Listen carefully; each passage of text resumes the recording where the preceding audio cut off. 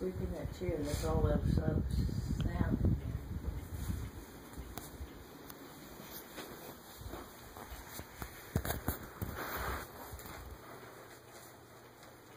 Hi everyone, my name is Lacey Kamak and I would like to teach y'all how to make a delicious pot of chicken and sausage gumbo.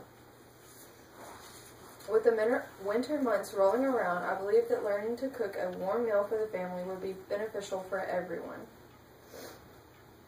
I have cooked chicken and sausage gumbo several times for my friends and family, and I believe it would be a big hit for y'all's too. Some people get discouraged from cooking a good pot of chicken and sausage gumbo because they think it's too much work, when actually it's very easy to do. For any meal, there's a little bit of preparation. For this meal, it is mainly preparation with a little bit of preparation and a lot of cook time. By the end of this speech, I hope you will have learned how to cook a wonderful pot of chicken and sausage gumbo by following my steps. Everyone loves a warm meal on a cold day. There are just a few steps that you need to follow in order to make a successful pot of gumbo. To begin, make sure you have the right ingredients. For your meats, you will need a whole bone-in chicken and about 2 pounds of link sausage. I usually like to use deer sausage, but whatever kind y'all like, that would be completely fine too. As far as your vegetables, you'll need 2 onions, about 2 bell peppers, 8 to 10 stalks of celery, and a can of green chilies. If you like to have spicy gumbo, then you can actually add a jalapeno or 2. The spices you'll need to have on hand would be salt and pepper, gumbo filet, Tony Chachere's Creole seasoning, garlic powder, onion powder, and a few dried bay leaves. You'll also need to have unsalted butter and a can or a jar of Doge's brand roux. Now you may begin the prep portion of this. To begin, you need to set out all your spices where you can easily reach them during this process.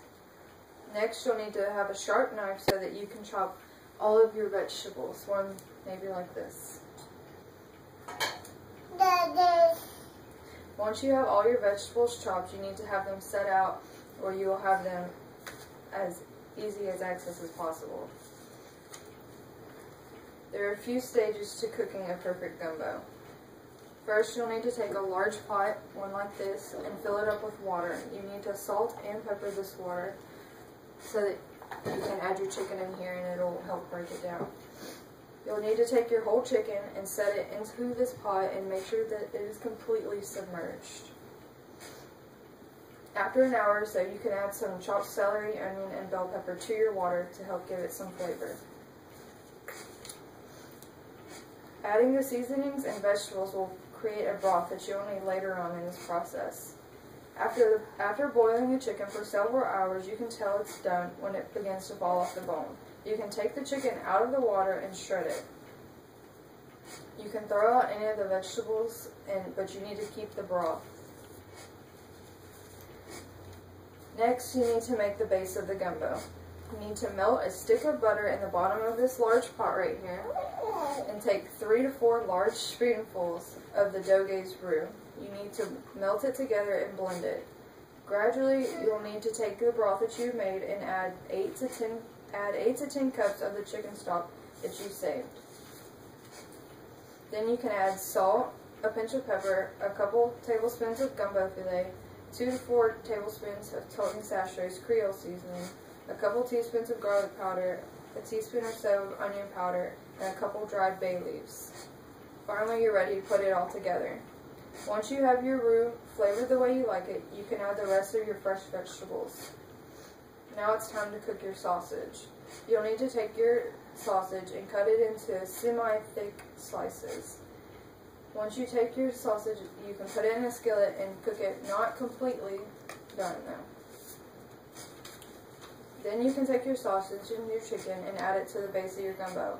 I usually add my sausage an hour before I add the rest of my chicken. Once this is all together, you can let it cook on low for 3 to 4 hours. This will allow all the flavors to marinate together.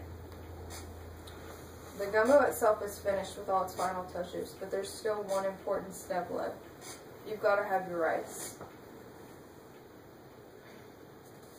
To cook your rice, you need to add 2 cups of water for every 1 cup of rice that you have. I also like to add butter, salt, and pepper to my rice to give it a little extra flavor.